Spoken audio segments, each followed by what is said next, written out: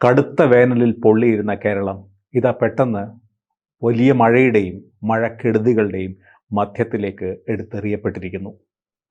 അടുത്ത ദിവസങ്ങൾക്കുള്ളിൽ കാലവർഷം കേരളത്തിലേക്ക് വരികയാണ്. എന്തൊക്കെയാണ് കേരളം കരുതിയിരിക്കേണ്ടത്? എന്തൊക്കെ തയ്യാറെടുപ്പുകളാണ് കേരളം നടത്തേണ്ടത്? പ്രശസ്ത എഴുത്തുകാരനും പരിസ്ഥിതി വിദഗ്ധനും ദുരന്ത നിവാരണ ഉദ്യോഗസ്ഥനും ഒക്കെയായ ഡോക്ടർ മുരളി തുമ്മാരുകുടി സംസാരിക്കും.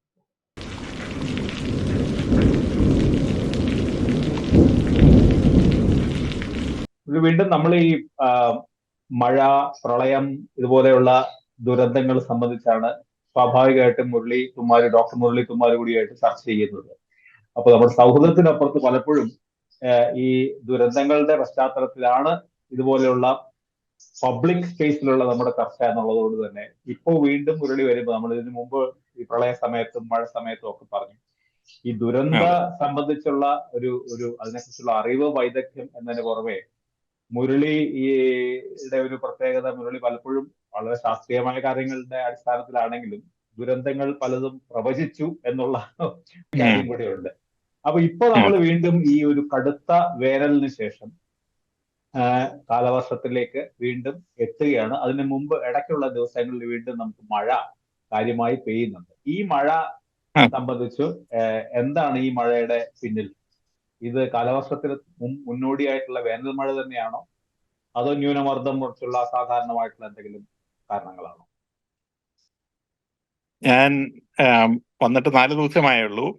പക്ഷെ കഴിഞ്ഞ മാസവും കേരളത്തിലുണ്ടായിരുന്നു. അതികഠിനമായ വേനലായിരുന്നു. ഞാൻ എൻ്റെ 60 വർഷത്തെ കേരളത്തിലെ ജീവിതത്തിൽ ഇത്രയും കഠിനമായ ഒരു വേനൽ ഞാൻ വാസ്തവത്തിൽ അനുഭവിച്ചിട്ടില്ല. ചൂട് എനിക്ക് പരിചയമില്ലാത്ത കാര്യമൊന്നുമല്ല. ഞാൻ നാഗ്പൂരിലും കാൺപൂരിലും മസ്കറ്റിലും എല്ലാം ജോലി ചെയ്തിട്ടുള്ളതാണ്. 50 ഡിഗ്രിയുടെ മുകളിലൊക്കെ ചൂട് കണ്ടിട്ടുള്ളതാണ്. അപ്പൊ ആ അർത്ഥത്തിൽ ഞാൻ കണ്ടിട്ടുള്ളതിൽ ഏറ്റവും കൂടിയ ചൂട് ഒന്നും ആയിരുന്നില്ല. പക്ഷെ കേരളത്തിൽ കണ്ടിട്ടുള്ളതിൽ ഏറ്റവും കൂടുതൽ ചൂടുള്ള ഒരു കാലഘട്ടം തന്നെയായിരുന്നു. അത് നമ്മൾ വളരെ ശ്രദ്ധിക്കേണ്ടതാണ്. കാരണം ഇത് ഒരു പ്രാവശ്യം വന്നു പോകുന്ന ഒരു കാര്യമല്ല. കാലാവസ്ഥാ വ്യതിയാനത്തിന്റെ കോണ്ടെക്സ്റ്റിൽ ഇനിയും വരാനുള്ള ഒരു സാഹചര്യം കൂടിയായിട്ടാണ് നമ്മൾ അതിനെ കാണണം. ഇപ്പോൾ ആ ചൂട് പോയതുകൊണ്ട് നമ്മൾ ഇനി അതിനെ നിസാരവൽക്കരിക്കുന്നത്. പക്ഷേ ഇന്നത്തെ വിഷയം മഴയാണല്ലോ. നമ്മുടെ അതിനു മുമ്പ് എല്ലാ വർഷവും കടക്കുമ്പോൾ ഈ വർഷമാണ് നമ്മുടെ ചരിത്രത്തിലെ ഏറ്റവും ചൂടേറിയ വർഷം കഴിഞ്ഞ കുറച്ചു കാലമായിട്ട് നമ്മൾ പറയുന്നത്. അപ്പോൾ അത് കാലാവസ്ഥാ വ്യതിയാനമാണ്. അതുകൊണ്ട് ഇത് ഇത്തവണ കേരളത്തിൽ മാത്രമല്ല, നമുക്കെല്ലാം അറിയാവുന്ന പോലെ ലോകം മുഴുവനായിരുന്നു, ഏഷ്യ പ്രത്യേകിച്ച് കടുത്ത ഉഷ്ണ കാലാവസ്ഥയായി, ഉഷ്ണ തരംഗങ്ങൾ ഉണ്ടായി. അപ്പൊ ഇത് ഇങ്ങനെ എല്ലാ വർഷവും ഇത് കൂടുതൽ കടുത്ത രീതിയിലേക്ക് പോവുക എന്ന് പറഞ്ഞാൽ വാസ്തവത്തിൽ അതൊരു വളരെ വലിയ അപകടത്തിന്റെ സൂചനയാണ് എന്നുള്ളതിനെ പറ്റി സംശയമില്ല. അപ്പൊ എന്താണ് നമ്മുടെ മുമ്പിലുള്ള പോംവഴി? കാരണം കാലാവസ്ഥ മാറ്റം എന്ന് പറയുന്ന ഒരു ആഗോള പ്രതിഭാസമാണ്. നമ്മൾ എല്ലാവരും ഇതിൽ പങ്കെടുക്കുന്നുണ്ട്, അതിന് കാരണക്കാരായിട്ടുണ്ട്. പക്ഷെ നമുക്കിതൊരു അനിവാര്യമായ ഒരു ദുരന്തത്തിലേക്കാണോ നമ്മൾ അടുത്തത്? നിർഭാഗ്യവശാൽ ഇന്ന് നമ്മൾ കാണുന്ന എല്ലാ കാലാവസ്ഥാ വ്യതിയാനത്തിന്റെ പ്രത്യാഘാതങ്ങളും, അതായത് ചൂട് കൂടുന്നത്, മഴ കൂടുതൽ സാന്ദ്രതയിൽ പെയ്യുന്നത്, കൂടുതൽ പ്രകൃതി ദുരന്തങ്ങൾ ഉണ്ടാകുന്നത്, പ്രകൃതി ദുരന്തങ്ങൾ നമുക്ക് പരിചയമില്ലാത്ത പ്രദേശങ്ങളിൽ വരുന്നത്, പ്രകൃതി ദുരന്തങ്ങൾ ഉണ്ടാകുന്ന പ്രദേശങ്ങളിൽ അത് കൂടുതൽ രൂക്ഷതയോടെ ഉണ്ടാകുന്നത്, ഇതെല്ലാം 1990-കളിൽ തന്നെ ശാസ്ത്രജ്ഞന്മാർ പ്രഡിക്റ്റ് ചെയ്തിരുന്ന കാര്യമാണ്. ഇപ്പോൾ എംജിആർ പറഞ്ഞ പോലെ ഓരോ വർഷവും അതിന് മുന്നിലെ വർഷത്തേക്കായും ടെമ്പറേച്ചർ കൂടി വരുന്ന ഒരു സാഹചര്യം കൂടി വരുന്നു. ഇതിനെ നമുക്ക് കൈകാര്യം ചെയ്തേ പറ്റൂ. കാലാവസ്ഥാ വ്യതിയാനത്തിന്റെ സാഹചര്യത്തിൽ 2 ബ്രോഡായിട്ടുള്ള മെഷറാണ് നമുക്ക് ചെയ്യാനുള്ളത്. ഒന്നാമത്തേത് മിറ്റിഗേഷൻ, അതായത് എങ്ങനെയാണ് ചൂട് അനിയന്ത്രിതമായിട്ട് കൂടുന്നത് കുറയ്ക്കുക എന്നുള്ളത്. അതിന് ഈ ഹരിതവാതകങ്ങളുടെ ബഹിർഗമനം കുറയ്ക്കുക എന്നുള്ളൊരു ലക്ഷ്യമുണ്ട്. ഉള്ള കാർബൺ തിരിച്ച് വലിച്ച് സ്റ്റോർ ചെയ്യുക എന്ന് വേറൊരു രീതിയുണ്ട്. ഈ 2 കാര്യങ്ങളും എന്താണ് ചെയ്യേണ്ടതെന്ന് ലോകത്തിന് അറിയാഞ്ഞിട്ടൊന്നുമല്ല. ശാസ്ത്രജ്ഞന്മാർ ഇതും പതിറ്റാണ്ടുകൾ മുമ്പേ പറഞ്ഞതാണ്. രാജ്യങ്ങൾ 1997 മുതൽ തന്നെ ക്യോട്ടോ പ്രോട്ടോകോൾ മുതൽ തൊട്ട് തന്നെ കമ്മിറ്റ് ചെയ്തതാണ്. ഇപ്പൊ 2015 പാരീസ് ഉടമ്പടിയിലെല്ലാം ഓരോ രാജ്യങ്ങളും എന്താണ് ചെയ്യേണ്ടത്, ആ രാജ്യങ്ങൾ ചെയ്യുന്നതിന് അവർ സാങ്കേതികമായിട്ട് എന്താണ് ചെയ്യേണ്ടത്, ഇതിനൊക്കെ കൃത്യമായിട്ടുള്ള രീതികളൊക്കെ ഉണ്ട്. പക്ഷേ അത് വേണ്ടത്ര വേഗതയിൽ ചെയ്യുന്നില്ല എന്നുള്ളത് കൊണ്ട് തന്നെ നമ്മൾ അനിവാര്യമായുള്ള ഒരു ദുരന്തത്തിലേക്കാണ് അതിവേഗം നീങ്ങുന്നത് എന്നുള്ള കാര്യത്തിൽ ഒരു സംശയമില്ല. അതേസമയം തന്നെ ഈ ദുരന്തം നമ്മളുടെ നേരെ വരികയാണ് എന്ന് അറിഞ്ഞു ചെയ്യേണ്ട ചില കാര്യങ്ങളുണ്ട്. അതിനാണ് നമ്മൾ അഡാപ്റ്റേഷൻ എന്ന് പറയുന്നത്. ഇനിയുള്ള കാലത്ത് കേരളത്തിലെ ഓരോ വേനൽക്കാലവും രൂക്ഷതയുള്ളതാകും. ഇനിയുള്ള കാലത്ത് കേരളത്തിലെ മഴ കൂടുതൽ സാന്ദ്രതയോടെ പെയ്യും. ഇനിയുള്ള കാലത്ത് കേരളത്തിലെ തീരദേശത്ത് ജലനിരപ്പ് ഉയർന്നു വരികയും കടലാക്രമണം കൂടുതൽ വഷളാവുകയും ചെയ്യും. ഈ അറിവ് നമുക്കുണ്ടെങ്കിൽ അതനുസരിച്ച് വേണം നമ്മളുടെ ജീവിതത്തിലെ അല്ലെങ്കിൽ സമൂഹത്തിന്റെ ജീവിതത്തിലെ സമൂലമായിട്ടുള്ള കാര്യങ്ങളെല്ലാം പ്ലാൻ ചെയ്യാനായിട്ട്.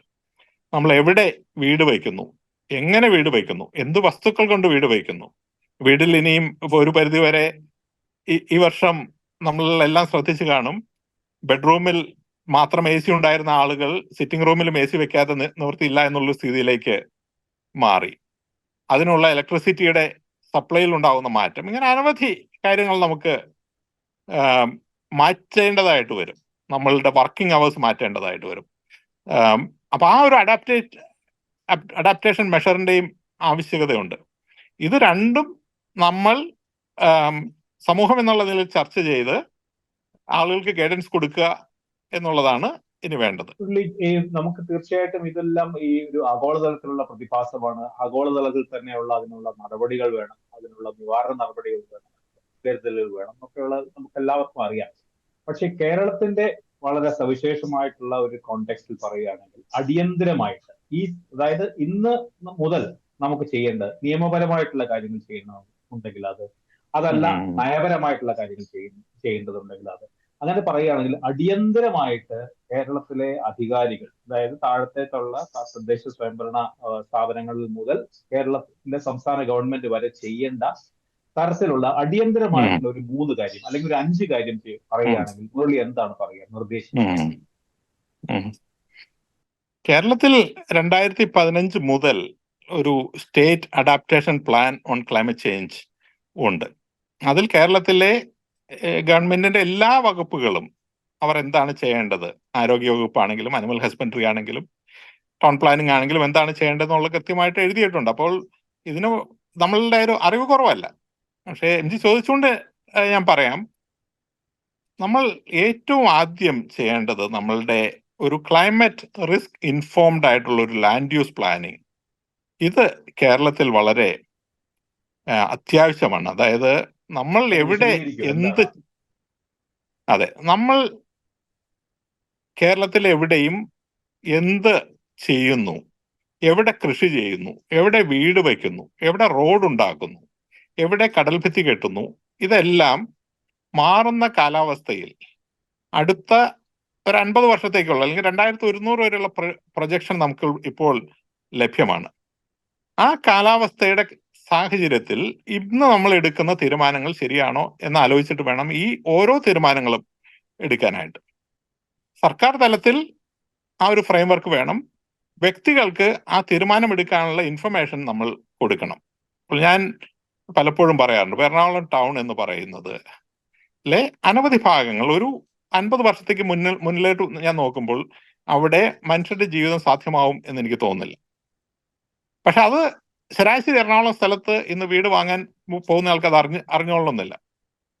അപ്പൊ അവരവരുടെ സ്വകാര്യമായിട്ടുള്ള സമ്പത്ത് അവിടെ നിക്ഷേപിക്കുന്നു. പ്രത്യേകിച്ചും ഗവൺമെന്റ് വലിയ പ്രോജക്റ്റുകൾ ഇതുപോലെ ക്ലൈമറ്റ് വൾണറബിൾ ആയിട്ടുള്ള സ്ഥലത്ത് തുടങ്ങി കഴിഞ്ഞിട്ടുണ്ടെങ്കിൽ മറ്റുള്ള ആളുകൾക്ക് അവിടെ നിക്ഷേപിക്കാനുള്ള സാധ്യതയും ഉത്സാഹവും കൂടും.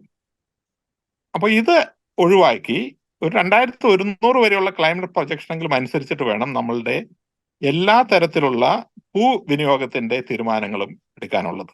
ഈ ഒരു കോണ്ടെക്സ്റ്റിൽ ഞാൻ പറഞ്ഞ ഈ നമുക്ക് വളരെ അപകടകരമായ രീതിയിൽ അടുത്ത കാലത്ത് 2 കാര്യം ഒന്ന് ചോദിക്കാം. ഒന്ന്, മുരളി ആദ്യം പറഞ്ഞ പോലെ നമ്മൾക്ക് ഓൾറെഡി ഒരു പ്ലാൻ ഉണ്ട്, ഇതെല്ലാം ഉൾപ്പെടുത്തിയിട്ടുണ്ട്. ആ പ്ലാൻ ഏതെങ്കിലും രീതിയിൽ നടപ്പാക്കുന്നുണ്ടോ, അതോ പൂർണ്ണമായി പ്രായോഗിക തലത്തിൽ പൂർണ്ണമായിട്ടും അധികാരികൾ പരാജയപ്പെട്ടിരിക്കുന്നു എന്ന് തോന്നുന്നുണ്ടോ? ഒന്ന്.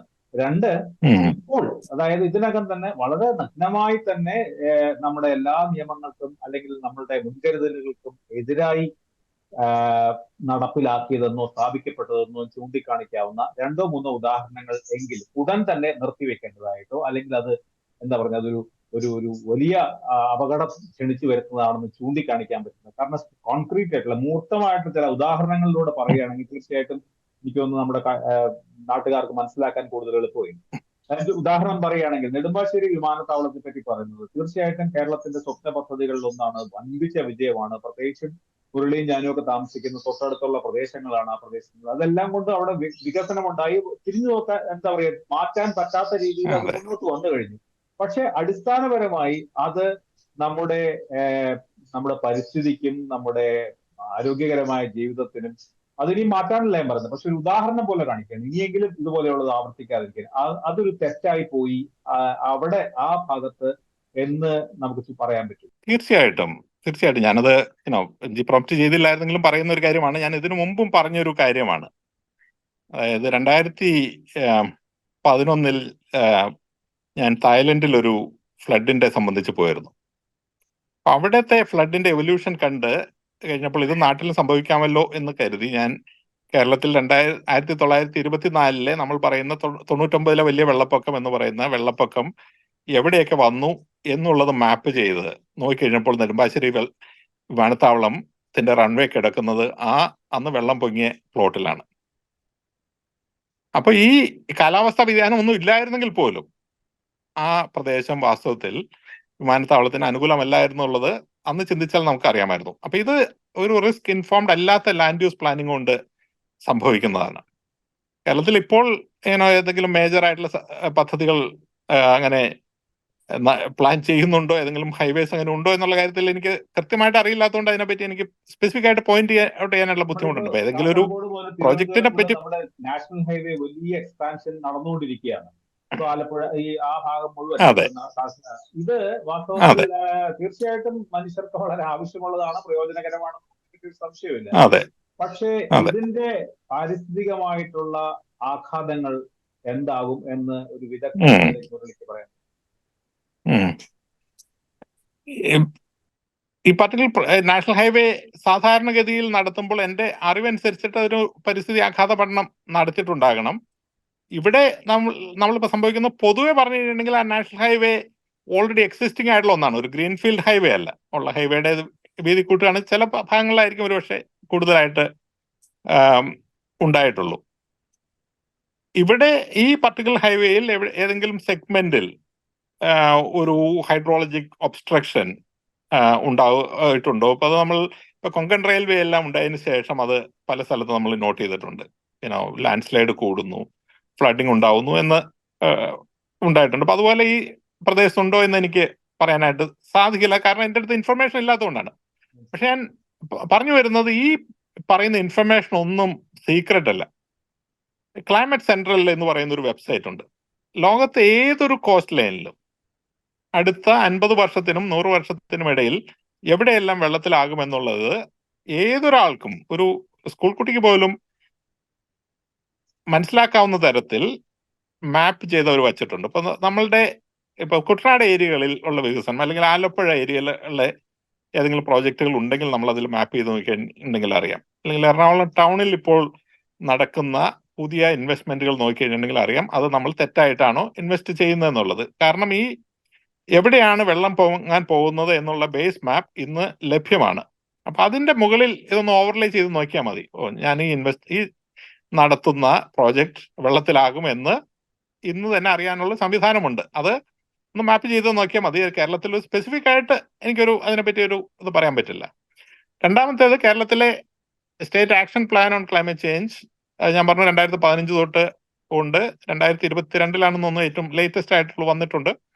അതിന്റെ ഇംപ്ലിമെന്റേഷൻ ഞാൻ റെഗുലറായിട്ട് ഫോളോ ചെയ്യുന്നില്ല. പക്ഷെ എൻ്റെ ഇപ്പോഴത്തെ ചിന്ത എന്താന്ന് പറഞ്ഞിട്ടുണ്ടെങ്കിൽ എല്ലാ ഡിപ്പാർട്ട്മെന്റുകളും അവരുടെ തൊഴില് സാധാരണഗതിയിൽ ചെയ്യുകയും കാലാവസ്ഥയ്ക്ക് വേണ്ടിയിട്ട് എന്തെങ്കിലും ചെയ്യുമെന്നുള്ളൊരു തരത്തിൽ അല്ല ഇനിയും കാലാവസ്ഥ വ്യതിയാനത്തെ കാണേണ്ടത്. അവർ എന്ത് ചെയ്യുമ്പോഴും അത് മാറുന്ന കാലാവസ്ഥയ്ക്ക് അനുയോജ്യമാകുമോ, അടുത്ത 50-100 വർഷത്തിനകത്ത് ഇതിന്റെ പ്രത്യാഘാതം എന്താകും എന്നുള്ള തരത്തിൽ വേണം നമ്മൾ ഏതൊരു ഇൻവെസ്റ്റ്മെന്റും എടുക്കാനായിട്ട്. അത് ദുരന്തം കൊണ്ട് മാത്രം ആവണമെന്നില്ല. ഇപ്പോൾ ഇലക്ട്രിസിറ്റി എടുത്തു കഴിഞ്ഞിട്ടുണ്ടെങ്കിൽ എന്റെ വിശ്വാസം എന്ന് പറയുന്നത് അടുത്തൊരു 50 വർഷം കഴിയുമ്പോൾ റിന്യൂവബിൾ എനർജി, പ്രത്യേകിച്ച് സോളാർ എനർജി ആയിരിക്കാം കേരളത്തിൽ 100% വൈദ്യുതി കൊടുക്കുന്നത്. അപ്പോൾ നമ്മൾ ഇന്ന് പുതിയതായി ഒരു ഹൈഡ്രോളിക് ഡാം അല്ലെങ്കിൽ തെർമൽ ഡാം ഇൻവെസ്റ്റ് ചെയ്യേണ്ട കാര്യമുണ്ടോ? ലോകത്ത് ഇപ്പോൾ തന്നെ more money is going into renewable energy investment than fossil fuel investment. അപ്പോൾ ഇലക്ട്രിസിറ്റി വകുപ്പിൽ ഉണ്ടാകുന്ന എല്ലാ തീരുമാനങ്ങളും അത്തരത്തിലാകേണ്ടതല്ലേ?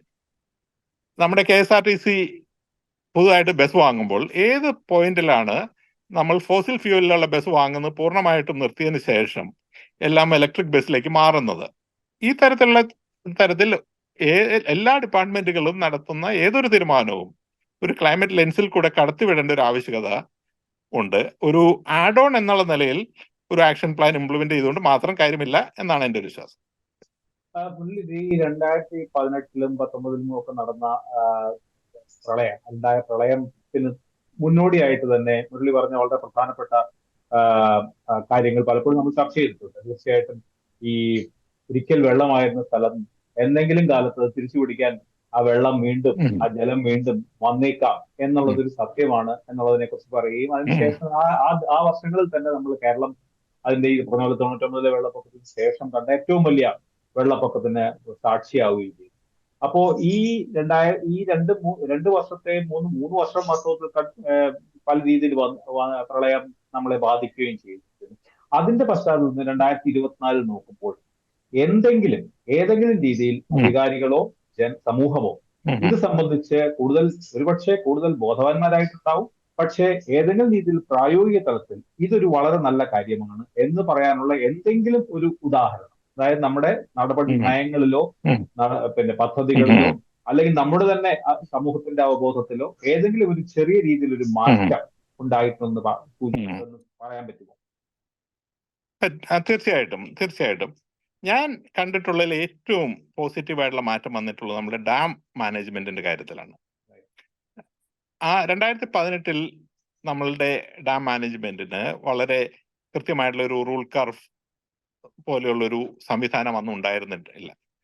അതിനുശേഷം ഇപ്പൊ കേരളത്തിലെ എല്ലാ ഡാമുകളുടെയും ഡാം ബ്രേക്ക് മോഡൽ ഉൾപ്പെടെയുള്ള അസസ്മെന്റ് എല്ലാം കഴിഞ്ഞു.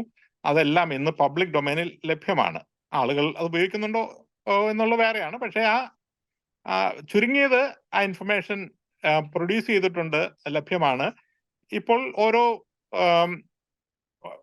ഇതിനു മുമ്പ് ഓരോ സീസണിലും മുൻകൂട്ടി വെള്ളം തുറന്നു വിടാനുള്ള ചില സംവിധാനങ്ങളൊക്കെ ഇപ്പോൾ ആ റൂൾ കർവ് പ്രകാരമുണ്ട്. ഇത് വലിയ പോസിറ്റീവായിട്ടുള്ള ഒരു മാറ്റമായിട്ടാണ് ഞാൻ കാണുന്നത്. ഏറ്റവും പ്രധാനപ്പെട്ട ഒരു ആക്ഷേപമായി വന്നത് ഡാം മാനേജ്മെന്റിൽ ഉണ്ടായിരുന്ന വലിയ വീഴ്ചകളായിരുന്നു. ആ വീഴ്ചകൾ എങ്കിലും ഒരു പരിധിവരെ പരിഹരിച്ചിട്ടുണ്ടെന്ന് നമുക്ക് വിശ്വസിക്കാം, അല്ലെ? തീർച്ചയായിട്ടും ആ ഡാം മാനേജ്മെന്റിൽ ഉണ്ടായിരുന്ന ഫോക്കസ് അതിന് സഹായിച്ചിട്ടുണ്ട് എന്നുള്ള കാര്യത്തിൽ സംശയമില്ല. ആളുകളുടെ വ്യക്തിപരമായിട്ടുള്ള കാര്യത്തിൽ വലിയൊരു മാറ്റം ഉണ്ടായിട്ടുണ്ട്. ഇപ്പൊ നമ്മൾ റിയൽ എസ്റ്റേറ്റ് പരസ്യങ്ങൾ എടുത്തു നോക്കിക്കഴിഞ്ഞാൽ 2018-ലും വെള്ളം കയറാത്ത പ്രദേശം എന്ന് പ്രത്യേകിച്ച് എഴുതുന്ന കണ്ടിട്ടുണ്ട്. ഏതൊരാൾ പുതിയ വീട് വെക്കാൻ പോകുമ്പോഴും അവർ പ്രത്യേകിച്ച് ചോദിക്കുന്നുണ്ട്, ഇവിടെ പണ്ട് വെള്ളം കയറിയതാണോ? അത് ശ്രദ്ധിക്കുന്നുണ്ട്. അപ്പൊ കാരണം ആളുകളുടെ ലൈഫിൽ ഒരു മേജർ ഇൻവെസ്റ്റ്മെന്റ് ആണല്ലോ ആളുകൾ നടത്തുന്നത്. അപ്പോൾ അതിന് ആളുകൾ താല്പര്യം എടുത്ത് തുടങ്ങിയിട്ടുണ്ട്. താല്പര്യം എടുത്തിട്ടില്ലെങ്കിൽ താല്പര്യം എടുക്കണം എന്നുള്ളത് നമുക്ക് നിർദ്ദേശിക്കുകയും ചെയ്യാം, അല്ലെ? തീർച്ചയായിട്ടും. പക്ഷേ നിർഭാഗ്യവശാൽ എന്താ സംഭവിക്കുന്നതെന്ന് പറയുകയാണെങ്കിൽ ഇതിനുള്ള ഒരു സിസ്റ്റമിക് സപ്പോർട്ട് ഇന്നുമായിട്ടില്ല. ഒരു റിസ്ക് ഇൻഫോംഡ് ആയിട്ടുള്ള ലാൻഡ് യൂസ് പ്ലാനിങ് നമ്മൾ ഇന്നും ചെയ്തിട്ടില്ല. അപ്പൊ നമ്മൾ ഫ്ലഡിങ് പ്രോൺ ആയിട്ടുള്ള ഏരിയകളിൽ, പണ്ട് വെള്ളം കയറിയ ഏരിയകളിൽ കൂടുതൽ നല്ല റോഡുകൾ ഉണ്ടാക്കി കൊടുത്തു കഴിഞ്ഞിട്ടുണ്ടെങ്കിൽ അപ്പൊ നമ്മൾ കൊടുക്കുന്ന സിഗ്നൽ എന്താണ്? ഈ പ്രദേശം ഒരു ലോങ് ടൈം ആയിട്ടുള്ള ലിവബിൾ ആണെന്നുള്ള സ്ഥലമാണ് എന്നാണ് നമ്മൾ സിഗ്നൽ കൊടുക്കുന്നത്.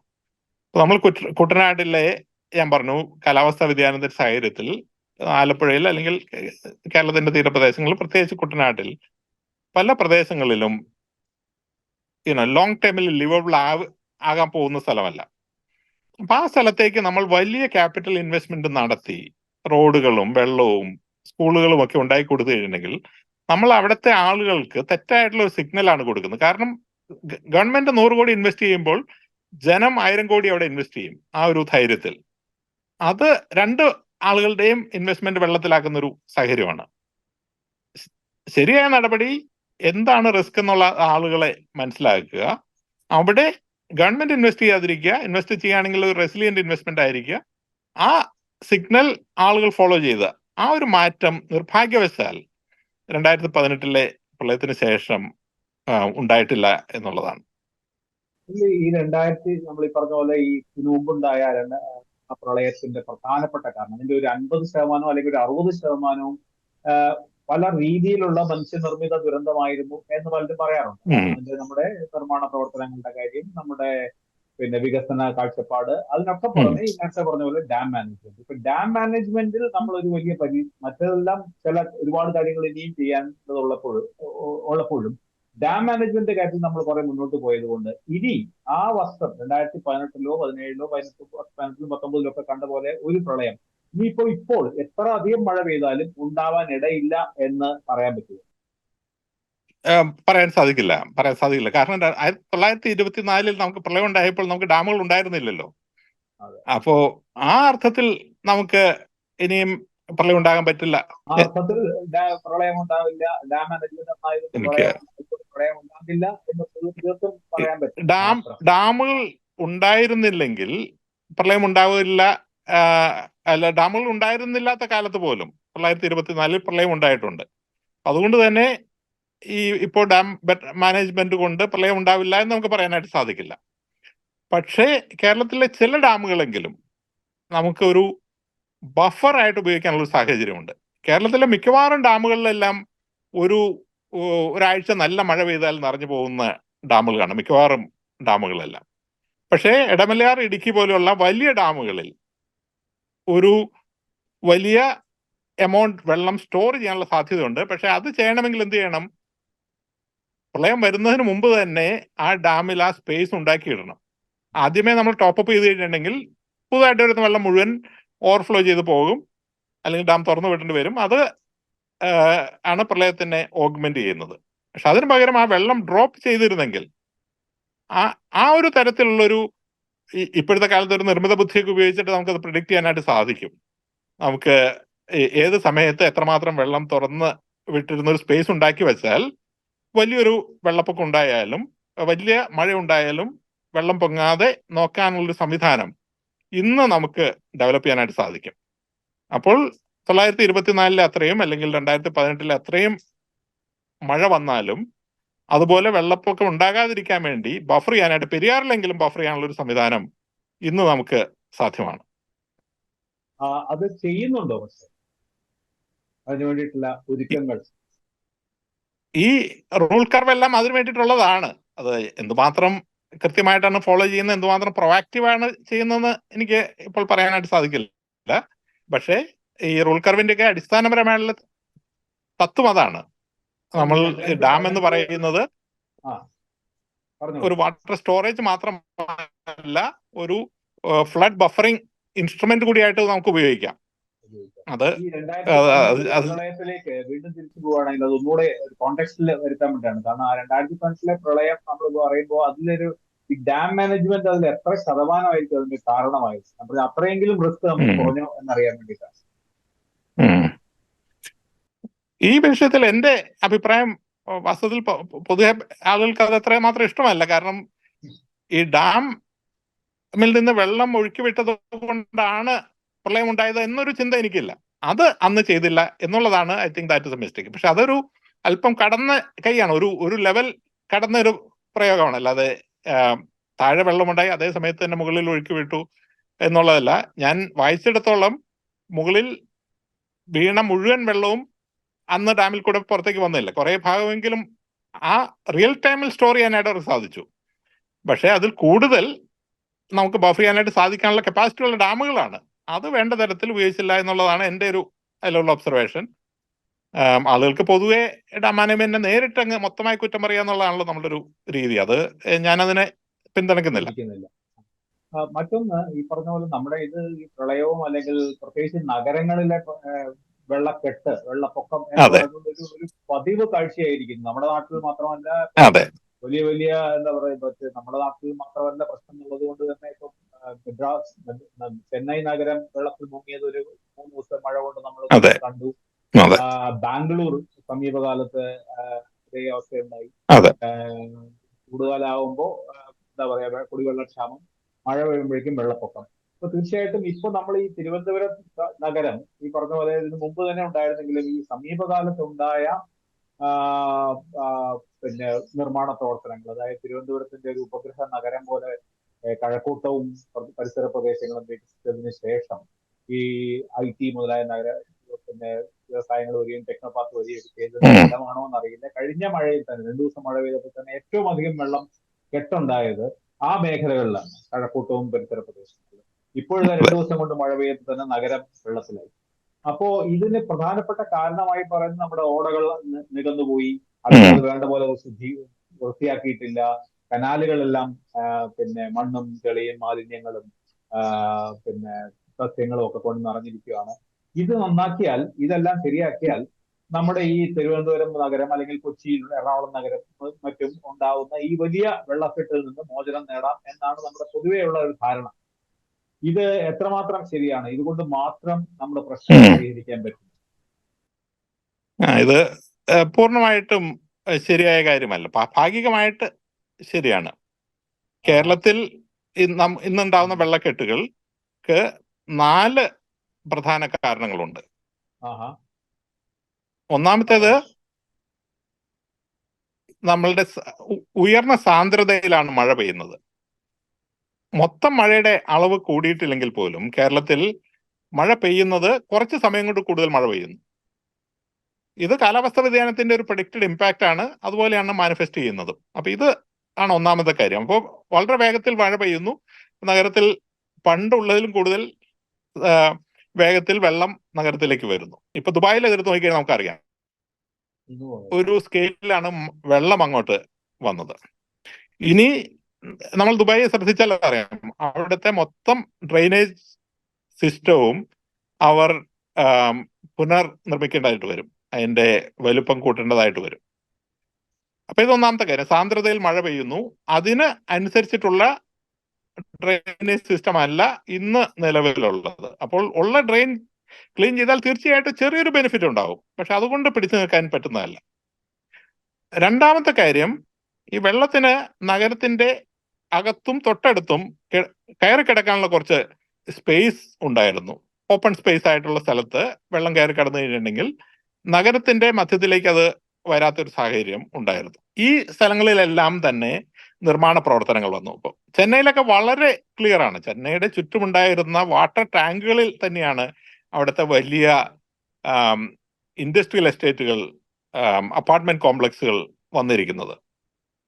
അപ്പോൾ ആ ഒരു വിഷയമുണ്ട്. ഈ പെരി അർബൻ ആയിട്ടുള്ള അല്ലെങ്കിൽ അർബൻ നഗരത്തിന്റെ അകത്ത് തന്നെ ഉണ്ടായിരുന്ന വെള്ളത്തിന് കയറി കിടക്കാൻ ഉണ്ടായിരുന്ന സ്ഥലങ്ങൾ നിർമ്മിക്കപ്പെട്ടു പോയി, പലപ്പോഴും ഫില്ല് ചെയ്യപ്പെട്ടു പോയി, അല്ലെങ്കിൽ തന്നെ കെട്ടിടങ്ങളായിട്ട് നിർമ്മിക്കപ്പെട്ടു പോയി. ഇത് രണ്ടാമത്തെ വിഷയമാണ്. മൂന്നാമത്തേത്, വെള്ളം ഒഴുകിക്കൊണ്ടിരുന്ന പല പ്രദേശങ്ങളിലും റോഡായിട്ട്, റെയിൽവേ ആയിട്ട്, അതുപോലെയുള്ള കാര്യങ്ങളായിട്ട് ഒരു ഒബ്സ്ട്രക്ഷൻസ് വരുന്നു. അപ്പോൾ പഴയതുപോലെ വെള്ളത്തിന് ഒഴുകി പോകാനായിട്ട് സാധിക്കില്ല. അപ്പോൾ കടലിലേക്ക് ആണെങ്കിലും പെരി അർബൻ ഏരിയകളിലേക്കാണെങ്കിലും ഈ വെള്ളത്തിന് ഒഴുകി പോകാനുള്ള ഒബ്സ്ട്രക്ഷൻസ് വരുന്നു. അതിനെ പൂർണ്ണമായിട്ടും ചിന്തിച്ചിട്ട് അല്ല പലപ്പോഴും നമ്മൾ റോഡുകൾ ഉണ്ടാക്കുന്നത്. അപ്പോൾ റോഡിന്റെ അടിയിലുള്ള ഡ്രെയിനേജ് എന്ന് പറയുന്നത് ഈ ഇപ്പൊ കൊങ്കണിലൊക്കെ സംഭവിച്ചിരിക്കുന്നതാണ്. വെള്ളം ഒഴുകി പോകാനുള്ള ഇതെല്ലാം വല്ലയിടത്തും ഇട്ടിട്ടുണ്ട്, പക്ഷെ എന്തുമാത്രം വെള്ളം വരുന്നോ അതിനുള്ളൊരു സ്പേസ് നമ്മൾ കൊടുത്തിട്ടില്ല. അത് എൻ്റെ ഒരു പ്രശ്നമുണ്ട്. നാലാമത്തേത്, നമ്മുടെ കടലിലെ ജലനിരപ്പ് ഉയരുകയാണ്. അത് പതുക്കെ പതുക്കെ ഇനി കൂടിക്കൂടി വരുന്നു. ഒരു മീറ്റർ വരെ ഉയരുമെന്നാണ് പറയുന്നത്. അപ്പോൾ വെള്ളം കടലിൽ കൂടുതൽ ഉയരത്തിൽ നിൽക്കുമ്പോൾ അങ്ങനെ ഒഴുകി പോകാനുള്ള ബുദ്ധിമുട്ട് കൂടുകയാണല്ലോ ചെയ്യുന്നത്. ഇപ്പൊ എറണാകുളമൊക്കെ സ്ഥിരമായിട്ട് വെള്ളക്കെട്ടാൻ പോകുന്നതിന് കാരണം പ്രധാനമായിട്ടും അവിടെ കടലിലെ ജലനിരപ്പ് ഉയരുന്നു എന്നുള്ളത് കൂടിയാണ്. ഈ 4 കാര്യങ്ങളുടെ കോമ്പിനേഷൻ കൊണ്ടാണ് ഈ വെള്ളക്കെട്ടുകൾ, അർബൻ ഫ്ലഡിങ് എന്ന് പറയുന്നത് വളരെ കോമൺ ആകുന്നത്. ഈ 4 കാര്യങ്ങളെയും 4 കാര്യങ്ങളിൽ 3 കാര്യങ്ങളെ നമ്മളുടെ കൺട്രോളിലുള്ളൂ. 3 കാര്യങ്ങളെയും ഒരുമിച്ച് അഡ്രസ് ചെയ്താൽ മാത്രമേ അർബൻ ഫ്ലഡിങ് കൈകാര്യം ചെയ്യാൻ പറ്റുള്ളൂ. ഫ്ലഡിങ്ങിന് മാത്രമായിട്ട് ഒരു പ്രത്യേക ശ്രദ്ധയും ഒരു എന്താ പറയുന്ന ഒരു പദ്ധതിയും വരേണ്ട സമയം കഴിഞ്ഞിരിക്കുന്നത്. തീർച്ചയായിട്ടും ഞാൻ ഇപ്പൊ എറണാകുളത്ത് ഞാൻ പലപ്പോഴും പറയാറുണ്ട്, അതായത് എറണാകുളത്ത് ബൈപ്പാസ് തൊട്ട് എറണാകുളം വരെയുള്ള ആ സ്പേസ് എന്ന് പറയുന്നത് ഇനി ഒരു 100 വർഷത്തെ മുമ്പിലേക്ക് നോക്കിക്കഴിഞ്ഞിട്ടുണ്ടെങ്കിൽ അത് ലിവബിൾ ആകണമെങ്കിൽ അതിന്റെ ഒരു 1/3 ഏരിയയെങ്കിലും എറണാകുളത്തിലെ കുളമാക്കി മാറ്റേണ്ട ഒരു ആവശ്യകതയുണ്ട്. അപ്പൊ ചുരുങ്ങിയത് പുതിയ ഇൻവെസ്റ്റ്മെന്റുകളെങ്കിലും അവിടെ നമ്മൾ നടത്താതെ നോക്കണം. ഇപ്പൊ ഞാൻ പല പ്രാവശ്യം പറഞ്ഞു, ഇപ്പോൾ ഞാൻ കേൾക്കുന്നുണ്ട് ഹൈക്കോടതി അവിടെ നിന്ന് മാറ്റുന്നുണ്ടെന്ന് പറയുന്നുണ്ട്. അപ്പൊ ഹൈക്കോടതി മാറുമ്പോൾ ആ കെട്ടിടത്തിലേക്ക്, എന്നാൽ ഒരു കെട്ടിടം ഉണ്ടല്ലോ വേറെ എന്തെങ്കിലും കൊണ്ടുവരിക എന്നുള്ളതല്ല, എന്നാൽ ആ ഇരിക്കുന്ന ഏരിയ നമുക്കൊരു വലിയൊരു വാട്ടർ ബോഡിയാക്കി മാറ്റാൻ സാധിക്കുമോ? നമ്മളുടെ KSRTC സ്റ്റാൻഡ് ഇപ്പോൾ തന്നെ ഒരു മഴ പെയ്താൽ കുളമാണ്. അപ്പൊ അതൊരു സിഗ്നലാണ്. എന്നാൽ KSRTC സ്റ്റാൻഡ് മുഴുവൻ നമ്മളുടെ വൈറ്റിലേക്കിലേക്ക് മാറ്റി കഴിഞ്ഞാൽ അതൊരു ജലാശയമാക്കുമോ ആയിക്കഴിഞ്ഞാൽ, അങ്ങനെ കുറച്ച് സാക്രിഫൈസിന് സിസ്റ്റം തയ്യാറായി കഴിഞ്ഞാൽ മറ്റുള്ള ആളുകൾക്ക് ലിവബിൾ ആകും, അല്ലെങ്കിൽ ആർക്കും ലിവബിൾ അല്ലാതൊരു സാഹചര്യം വരും. അപ്പൊ എനിക്ക് തോന്നുന്നത് മുരളി ഇപ്പൊ നിർദ്ദേശിച്ചത് രണ്ട് വളരെ കോൺക്രീറ്റ് ആയിട്ടുള്ള നിർദ്ദേശങ്ങളുണ്ട്. പറഞ്ഞ ഹൈക്കോടതിയുടെ ഭാഗത്തും KSRTC ഭാഗത്തും ഈ പറഞ്ഞ പോലെ അതൊരു ജലാശയങ്ങളാക്കി മാറ്റുക എന്നുള്ളത് വളരെ നല്ല ഒരു അതുപോലെയുള്ള ചില പ്രധാനപ്പെട്ട നിർദ്ദേശങ്ങളെങ്കിൽ സർക്കാരിന്റെ മുന്നിൽ വെക്കേണ്ട സമയം നമുക്ക് അതിക്രമിച്ചിരിക്കുന്നു എന്നതിനെ പറ്റി ഒരു സംശയമില്ല. പിന്നെ ഇനിയിപ്പോ ഈ മഴയാണ്, ഞാൻ പറഞ്ഞ മഴയെ നമ്മൾ തുടങ്ങിയത് മഴയുടെ കാര്യത്തിനാണ്. മഴ ഇപ്പോൾ ഈ പറഞ്ഞ പോലെ ഈ മാസാവസാനത്തോടെ നമ്മുടെ കാലവർഷം ഇനി വരാൻ സാധ്യതയുണ്ട്. ഇപ്പോ നമ്മുടെ ഈ ഇതുവരെയുള്ള ഒരു വേനലിന്റെയും ഇപ്പോഴത്തെ വേനൽ മഴയുടെയൊക്കെ പശ്ചാത്തലത്തിൽ വരാൻ പോകുന്ന കാലവർഷത്തിന്റെ സാധ്യതകളും അതിന്റെ അത് ഏത് തരത്തിലായിരിക്കും, എത്രമാത്രം വലുതായിരിക്കും എന്നുള്ളതിനെ കുറിച്ച് എന്തെങ്കിലും നമുക്ക് പറയാൻ കഴിയുമോ? ഇപ്പോ അപകടകരമായ രീതിയിൽ വളരെ വലുതാവാൻ സാധ്യതയുണ്ടോ? ഞാൻ കഴിഞ്ഞ ഇതിനെപ്പറ്റി ഒരു കാര്യം കൂടി പറഞ്ഞിട്ട് നടത്താം. ഞാൻ ഈ പറഞ്ഞ കാര്യങ്ങൾ, അതായത് ഈ KSRTCയും ഹൈക്കോടതിയുടെ ഏരിയ എല്ലാം ജലാശയമാക്കണമെന്ന് പറഞ്ഞത്, ഇത് എന്റെ വ്യക്തിപരമായിട്ടുള്ളൊരു ആശയം മാത്രമല്ല. ലോകത്തെ 100 കണക്കിന് നഗരങ്ങൾ ഇന്ന് സ്പോഞ്ച് സിറ്റി എന്ന് പറയുന്ന ഒരു കൺസെപ്റ്റിലേക്ക് മാറുകയാണ്. എങ്ങനെയാണ് വെള്ളം വരുമ്പോൾ അത് സ്പോഞ്ച് വലിച്ചെടുക്കുന്നത്, അതുപോലെ ഏതൊക്കെ രീതികൾ കൊണ്ട് വെള്ളത്തെ തൽക്കാലത്തേക്ക് വലിച്ചെടുത്ത് നഗരത്തിൽ വെള്ളക്കെട്ടുകൾ, അർബൻ ഫ്ലഡിങ് ഒഴിവാക്കാം എന്നുള്ളതിനെ പറ്റിയിട്ടുള്ള വലിയ പഠനങ്ങൾ, വലിയ മാർഗങ്ങൾ, വലിയ ഉദാഹരണങ്ങൾ എല്ലാം നമ്മുടെ മുന്നിലുണ്ട്. അപ്പൊ ഇത് നമ്മൾ ആദ്യമായിട്ട് ചെയ്യുന്ന ഒന്നുമല്ല. അതിനുള്ള ഒരു അത്ര ദൂരത്തിൽ ചിന്തിച്ച് പ്ലാൻ ചെയ്യാനുള്ളൊരു വിഷൻ നമുക്ക് വേണം. അത് ജനങ്ങളെ കൺവിൻസ് ചെയ്യാനായിട്ട് സാധിക്കണം. ഈ രണ്ടും ഉണ്ടെങ്കിൽ ചെയ്ത ഉദാഹരണങ്ങൾ, നമുക്ക് പറഞ്ഞ നിർദ്ദേശങ്ങൾ ഏതെങ്കിലും ഒരു ഉദാഹരണങ്ങൾ ചൂണ്ടിക്കാണിക്കാമോ? അതെ, അനവധി സിറ്റികളുണ്ട്. ഇപ്പൊ കൊലാലംപൂർ ഫോർ എക്സാമ്പിൾ ഒരു ഉദാഹരണമാണ്. ചൈനയിൽ സ്പോഞ്ച് സിറ്റി എന്ന് പറയുന്ന ഒരു അനവധി നഗരങ്ങൾ തന്നെ ഉണ്ട്. ഇനി നമ്മൾ ദുബായ് ശ്രദ്ധിച്ചു കഴിഞ്ഞിട്ടുണ്ടെങ്കിൽ അവിടെ അതാണ് വരാൻ പോകുന്നത്. വലിയ എമൗണ്ടിൽ വെള്ളത്തെ സ്റ്റോറേജ് ചെയ്യാൻ, അബ്സോർവ് ചെയ്യാനുള്ള സംവിധാനങ്ങൾ അവിടെ ഉണ്ടാകും. കൃത്യമായിട്ടുള്ള ധാരാളം ഉദാഹരണങ്ങൾ അനവധി സ്ഥലങ്ങളിൽ ഇന്നുണ്ട്. ഇത് യൂറോപ്പിലും ഇപ്പൊ ഒരു വലിയ പ്രശ്നമാണ്. യൂറോപ്പിലും പല നഗരങ്ങളിൽ ഇത് വിഷയമാവുന്നുണ്ട്. ഞാൻ താമസിക്കുന്ന ബോണിൽ ഉള്ള നദിയെ പണ്ട് പല കറങ്ങി നടന്നിരുന്ന ഒരു നദിയെ ഒരു സ്ട്രെയിറ്റ് ലൈൻ ആക്കിയതാണ്. പക്ഷെ ഇപ്പോൾ അവിടെ ഫ്ലഡ് കൂടുന്നത് കൊണ്ട് തിരിച്ച് നദിയെ കറക്കി വിടാനുള്ള തരത്തിലുള്ള സംവിധാനങ്ങൾ ഉണ്ടാക്കുന്നു. അപ്പൊ ഇത് ആ തരത്തിൽ വലിയ തരത്തിലുള്ള എഞ്ചിനീയർ കൊണ്ട് മാത്രമേ നമുക്ക് ഈ വിഷയത്തെ കൈകാര്യം ചെയ്യാനായിട്ട് സാധിക്കുകയുള്ളൂ.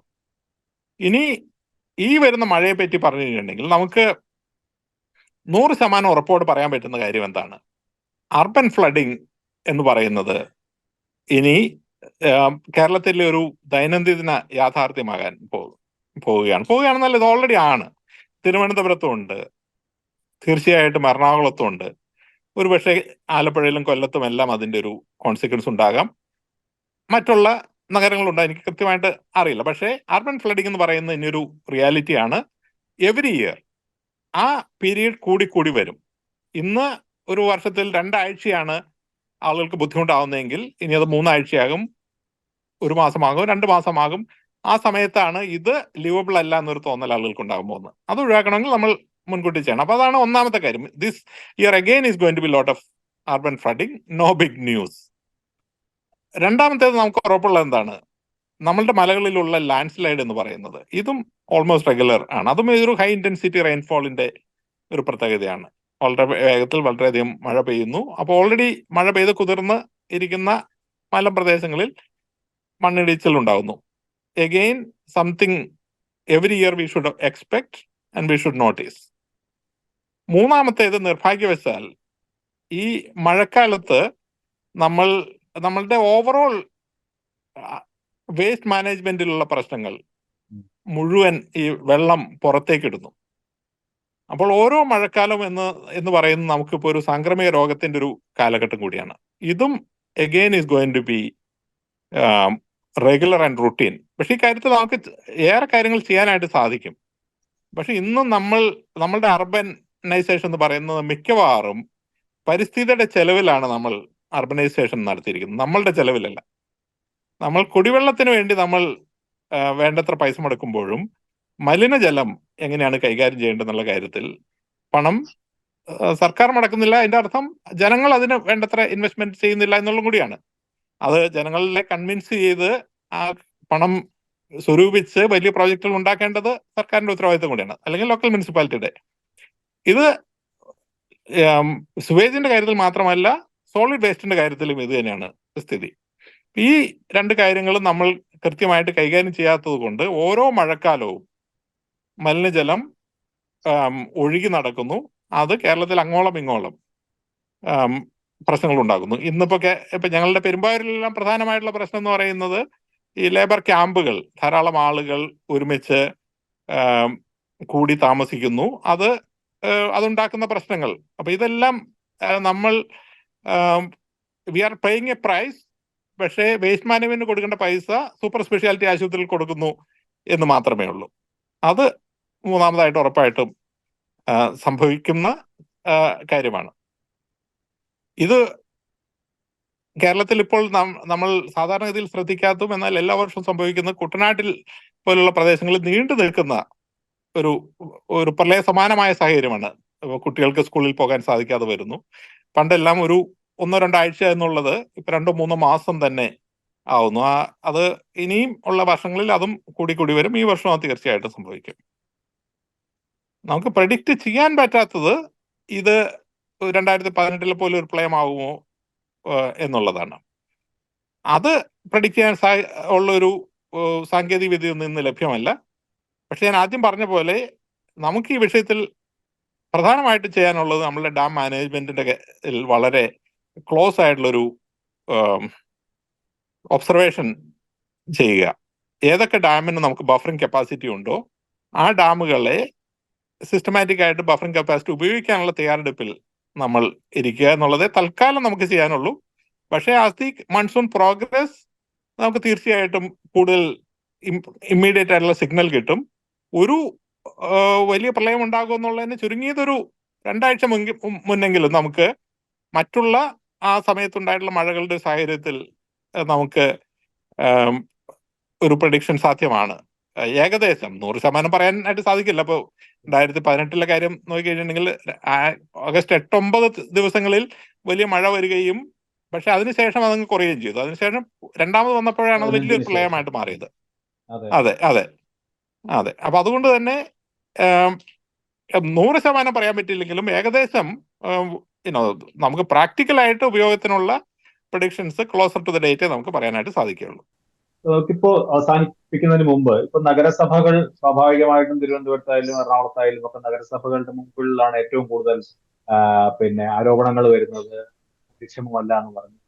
എന്തായാലും മഴ തുടങ്ങി എന്ന് പറയാം, കാരണം കാലവർഷമായില്ലെങ്കിൽ മഴ തുടങ്ങി കഴിഞ്ഞു. ഇപ്പോൾ അടിയന്തരമായി നഗരസഭകൾ ഇനിയെങ്കിലും ചെയ്യേണ്ട ഏറ്റവും പ്രധാനപ്പെട്ട കാര്യം എന്താണെന്നാണ് മുരളി നൽകാനുള്ള നിർദ്ദേശം? നഗരസഭകൾ പ്രത്യേകിച്ചും അർബൻ ഫ്ലഡിങ്ങിന്റെ പശ്ചാത്തലത്തിൽ. ഈ അർബൻ ഫ്ലഡിങ്ങിന്റെ സൊല്യൂഷൻസ് ഒന്നും ഒരാഴ്ച കൊണ്ട് 1 മാസം കൊണ്ട് ചെയ്യാൻ പറ്റുന്ന ഒരു കാര്യമല്ല. ഡ്രെയിൻ ക്ലീനിങ് ചെയ്യുന്നു, നല്ല കാര്യമാണ്. ഒരു മാർജിനൽ റിഡക്ഷൻ തീർച്ചയായിട്ടും ഉണ്ടാകും. അത് പക്ഷേ സോളിഡ് വേസ്റ്റ് മാനേജ്മെന്റിൽ നമ്മൾ ബെറ്റർ ആയിട്ട് ചെയ്തു കഴിഞ്ഞിട്ടുണ്ടെങ്കിൽ ഏറ്റവും കൂടുതൽ ആളുകളെ പ്രായോഗികമായിട്ട് അഫക്ട് ചെയ്യാൻ പോകുന്നത് ഹെൽത്ത് ഇഷ്യൂസ് ആണ്. വെള്ളം കെട്ടുന്നത് അത് തീർച്ചയായിട്ടും ആളുകൾക്ക് ബുദ്ധിമുട്ടുണ്ടാകും. പക്ഷേ ആളുകളുടെ മരണം വരെ സംഭവിക്കുന്നത് അതിൽ ആ കാലഘട്ടത്തിൽ ഉണ്ടാകുന്ന ഈ നമ്മുടെ സുവേജും സോളിഡ് വേസ്റ്റും വെള്ളത്തിൽ കലർന്ന് അത് നമ്മളുടെ ഡ്രിങ്കിങ് വാട്ടറിനെ മലിനമാക്കി അതുണ്ടാക്കുന്ന തരത്തിലുള്ളൊരു ഇപ്പൊ എനിക്കൊക്കെ വാസ്തവത്തിൽ നാട്ടിലേക്ക് വരാൻ പേടി തന്നെയാണ് ആ കാലഘട്ടത്തിൽ. ഞാൻ ഒരു പനിക്കാലമാണ്, കുറെ നാൾ പുറത്ത് നിൽക്കുമ്പോൾ നമ്മുടെ ഇമ്മ്യൂണിറ്റി കുറഞ്ഞു വരുമല്ലോ. തിരിച്ചു വരുമ്പോൾ ഒരു പക്ഷെ അതൊക്കെ അക്വയർ ചെയ്യുമായിരിക്കും. പക്ഷെ ആ തരത്തിൽ അത് ഇപ്പൊ ഞാൻ പറയുമ്പോൾ എന്റെ കാര്യം മാത്രമല്ല, ഇപ്പൊ ടൂറിസ്റ്റുകൾ അങ്ങനെയായിരിക്കുമല്ലോ ചിന്തിക്കുന്നത്. നമ്മുടെ ടൂറിസം നമ്മളുടെ വലിയൊരു വരുമാനമാകുമ്പോൾ നമ്മൾ ആ കാര്യം ശ്രദ്ധിക്കുകയൊക്കെ വേണം. ഈ തരത്തിൽ സോളിഡ് വേസ്റ്റിന്റെ കാര്യത്തിലെങ്കിലും പൂർണ്ണമായിട്ട് ഒരു കൺട്രോൾ നമ്മൾ നഗരസഭകൾ നോക്കേണ്ടതാണ്. ഈ സുവേജിന്റെ കാര്യത്തിൽ അവർക്ക് അത്രമാത്രം കൺട്രോൾ ഇല്ല, കാരണം അതിനൊക്കെ ഇൻഫ്രാസ്ട്രക്ചർ ഒക്കെ വേണ്ടി വരും. പക്ഷേ ലോങ് ടേം ആയിട്ട് നഗരങ്ങൾ അർബൻ ലാൻഡ് യൂസ് പ്ലാനിംഗ് എന്ന് പറയുന്നത് സീരിയസ് ആയിട്ട് എടുത്തേ പറ്റൂ. ഇത് എളുപ്പമല്ല എന്ന് എനിക്കറിയാം. ആളുകളോട് എവിടെ വീട് വയ്ക്കണം, എവിടെ വീട് വെക്കരുത്, വീട് വച്ചിരിക്കുന്ന സ്ഥലങ്ങൾ വെള്ളത്തിൽ പോകാൻ സാധ്യതയുണ്ട്, അതുകൊണ്ട് മാറിപ്പോകണം എന്നൊന്നും പറയുന്നതൊന്നും പ്രായോഗികമായിട്ട് ഒട്ടും എളുപ്പമല്ല. പക്ഷേ നിയമപരമായിട്ടും അനവധി തടസ്സങ്ങളുണ്ടാവും. പക്ഷെ അവിടെ നമ്മൾ ചെയ്യേണ്ടത് നമ്മളുടെ ഒരു പ്ലാൻ വേണം. 2050 പ്ലാൻ അല്ലെങ്കിൽ 2100 പ്ലാൻ, അത് അനുസരിച്ചിട്ട് വേണം ഗവൺമെന്റിന്റെ ബിഗർ ഇൻവെസ്റ്റ്മെന്റ് കൊടുക്കാനായിട്ട്. അത് ആളുകൾക്കൊരു സിഗ്നലാണ്. അങ്ങനെ ഒരു തിന്നിങ് ഓഫ് പോപ്പുലേഷനെങ്കിലും ഉണ്ടാക്കണം. അതായത് ഇങ്ങനെയുള്ള സ്ഥലങ്ങളിൽ ആളുകളുടെ എണ്ണം കുറഞ്ഞു വരുന്നു, അപ്പോൾ നമുക്ക് റെസ്ക്യൂ ആൻഡ് റിലീഫ് കൊടുക്കേണ്ട ആളുകളുടെ എണ്ണം കുറഞ്ഞു വരുന്നു, അപ്പോൾ പൊതുവെ സ്ഥലത്തിന്റെ അവിടെ വില കുറയുന്നു, അപ്പോൾ ആളുകൾ മൂവ് ചെയ്യുന്നു. അങ്ങനെയുള്ള തരത്തിൽ ഒരു urban land use planning risk climate informed ഇല്ലെങ്കിൽ we are setting ourself for a bigger disaster. വലിയ ഫ്ലഡ് ആണെങ്കിലും ചെറിയ വെള്ളക്കെട്ടുകളാണെങ്കിലും. ഓക്കെ, അപ്പൊ നമ്മൾ അവസാനിപ്പിക്കുമ്പോൾ ഈ പറഞ്ഞ പോലെ നമ്മുടെ പ്രളയം നമ്മളെ പഠിപ്പിച്ച, നമുക്ക് ഒന്നും പഠിച്ചില്ല എന്ന് പറയുന്നത് ശരിയല്ല, ഏതാനും പാഠങ്ങളെങ്കിലും നമ്മൾ പഠിച്ചിട്ടുണ്ട്. പക്ഷെ ഒരുപാട് പഠിക്കാനുണ്ട്, ഒരുപാട് പ്രവർത്തിക്കാനുണ്ട് എന്നുള്ളതിനെ പറ്റി ഒരു സംശയമില്ല. പക്ഷേ എല്ലാം അപകടത്തിലാണ് എന്നുള്ളത് പിന്നെ ഒരു പക്ഷേ അതൊരു അശുഭ ചിന്തയായിരിക്കാം. എന്നാലും നമ്മുടെ മുമ്പിലുള്ള സൂചനകൾ വളരെ ഗുരുതരമായ സൂചനകൾ തന്നെയാണ്. ഇനിയെങ്കിലും അല്ലെ നമ്മളിതൊന്നും പഠിച്ചില്ലെങ്കിൽ അപകടമാണ് എന്നുള്ളതിനെ പറ്റി ഒരു സംശയമില്ല, അല്ലെ?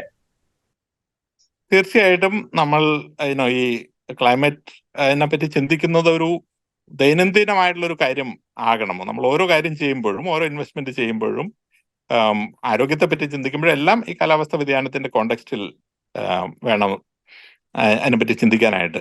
പക്ഷെ മഴയെ പറ്റി പറയുമ്പോൾ ഒരു നല്ല കാര്യം പറഞ്ഞ് അവസാനിപ്പിക്കാം. കേരളത്തിലെ മഴ എന്ന് പറയുന്നത് ലോകത്തെ അനവധി സ്ഥലങ്ങളിൽ ഞാൻ മഴ കണ്ടിട്ടുണ്ട്. ഇപ്പോ യൂറോപ്പിലെ മഴ എന്ന് പറയുകയാണെങ്കിൽ ഒരു തരം നനഞ്ഞ മഴയാണ്, നമുക്ക് ആസ്വദിക്കാൻ പറ്റുന്ന ഒരു തരം മഴയല്ല. ഗൾഫ് നാടുകളിൽ ഞാനുള്ള കാലത്ത് മഴയില്ല, പക്ഷെ ഇപ്പോൾ മഴ വരുമ്പോൾ ആളുകൾക്ക് ഭയങ്കര പേടിയാണ്. എന്ന് പറഞ്ഞാൽ വളരെ വേഗത്തിലാണ് അവിടെ അർബൻ ഫ്ലഡിങ് ഉണ്ടാകുന്നത്. അതും നമുക്ക് എൻജോയ് ചെയ്യാൻ പറ്റുന്ന ഒരു മഴയല്ല. കേരളത്തിലെ മഴ വാസ്തവത്തിൽ പൊതുവെ എൻജോയബിൾ ആയിട്ടുള്ള ഒരു സീസൺ ആയിരുന്നു ഒരു കാലത്ത്.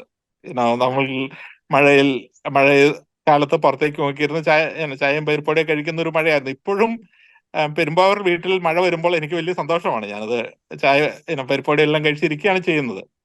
എന്നാലും അതിനെ കൈകാര്യം ചെയ്യുന്ന രീതിയിൽ ആളുകളുടെ ജീവിത രീതിയിലൊക്കെ ഉണ്ടായ മാറ്റം കൊണ്ട് ഇപ്പോൾ അതൊരു ദുരന്തത്തിന്റെ കാലം കൂടി ആവുന്നു എന്നുള്ളത് സങ്കടകരമാണ്. അതിനെ തിരിച്ച് സന്തോഷത്തിന്റെ കാലമാക്കി മാറ്റിയെടുക്കാൻ സാങ്കേതികമായിട്ട് സാധ്യമാണ്. അങ്ങനെ ചെയ്ത് മഴക്കാലം എന്ന് പറയുന്ന കേരളത്തിലേക്ക് മറ്റു നാടുകളിൽ നിന്ന് ദശലക്ഷക്കണക്കിന് ടൂറിസ്റ്റുകളെ ആകർഷിക്കുന്ന എല്ലാ മറുനാടൻ മലയാളികളെയും നാട്ടിലേക്ക് മഴക്കാലത്ത് മഴയും ക്ലാരയും ഓർക്കാനുള്ളൊരു സമയമായിട്ട് മാറ്റാൻ ഉള്ളൊരു അവസരം കൂടിയാക്കി മാറ്റാനാണ് നമ്മൾ ശ്രമിക്കേണ്ടത്. Thank you Murali. Thank you. By.